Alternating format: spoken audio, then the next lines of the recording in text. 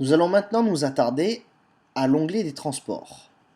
Donc, je vais me rendre dans l'onglet transport, transport.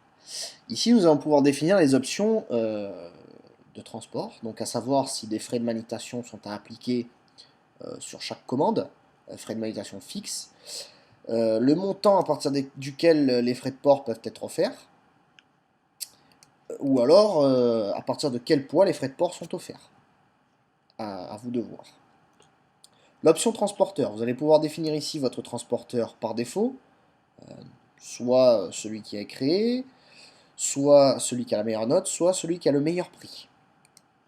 Le tri par défaut se fait par rapport au prix, c'est-à-dire que la boutique indiquera dans l'ordre le transporteur le moins cher, puis le transporteur le plus cher. Donc par ordre croissant. L'onglet transporteur va vous permettre ici donc de rajouter des transporteurs.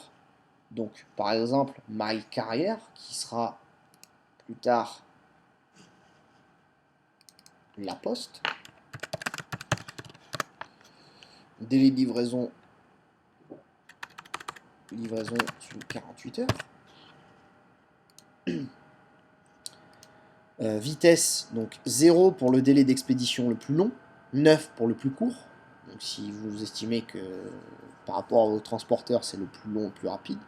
L'URL de tracking, la fameuse qui, souvenez-vous, lorsque vous expliquez sur les fiches de commande, où vous pouviez rentrer un numéro de suivi, vous pouvez rentrer l'URL de tracking correspondant au transporteur et d'y indiquer à la fin un arrobase. Par exemple pour la poste, je vais chercher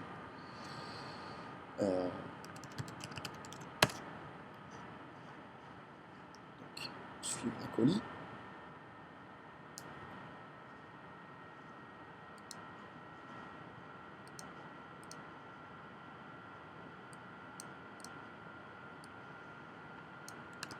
Et je vais ajouter le fameux arrobase à la fin du lien. Une fois ces informations rentrées, je passe à l'étape suivante. Est-ce que j'applique des frais de manutention à ce transporteur, oui ou non? Est-ce que j'applique les frais de transport, donc les calculs de transport? Comment se calculent les tranches de poids, en fonction du poids ou du prix? À quelle taxe est soumis le transporteur? Le comportement hors tranche, est-ce qu'il va rester, il va prendre la tranche la plus grande, c'est-à-dire le tarif le plus cher, ou est-ce que carrément il désactive le transporteur? Donc on va créer une première tranche de 0 à 1 kg, un tarif Europe et Europe hors de l'Union Européenne à 7 € hors taxe. Et je vais ajouter une nouvelle tranche de 1 à 2 kg. Alors bien entendu, ici, ces valeurs sont totalement fantasques. Il vous faudra vous rapprocher donc d'un bureau de transporteur pour avoir une grille tarifaire et compléter la grille de tarifs et de poids en fonction de qui vous sera fourni. Donc, par exemple, 2 kg, je vais dire 8 € et 11 pour ici. Vous pouvez procéder de la sorte jusqu'à avoir complété votre grille de transport. Enfin, vous pouvez définir donc les tailles en hauteur, largeur et profondeur de paquets et le poids maximum des paquets. Si vous mettez tout à 0, il ignorera toutes les options. C'est ce que je vous expliquais tout à l'heure sur votre fiche produit, quand il était important de détailler une hauteur et une taille. Bien souvent, certains transporteurs ne prennent pas en charge un poids supérieur à un certain montant. De même pour les hauteurs, les largeurs et les profondeurs. Une fois que vous avez rentré vos paramètres, un bref récapitulatif est dressé et vous pouvez enregistrer vos paramètres.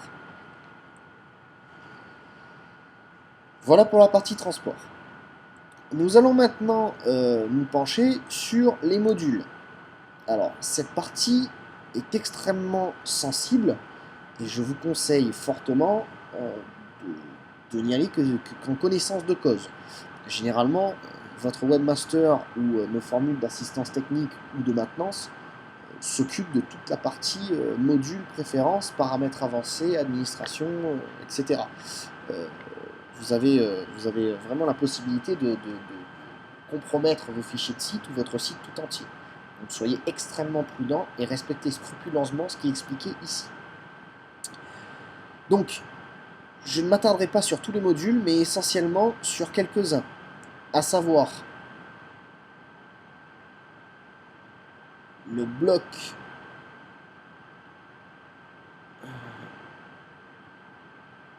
il est un peu plus bas. Alors, comme vous pouvez le voir, il y a énormément de modules. Donc, le bloc social, pour commencer. Le bloc chèque, si vous acceptez les paiements par chèque. Le diaporama image slider, qui va vous permettre donc de changer vos images de page d'accueil.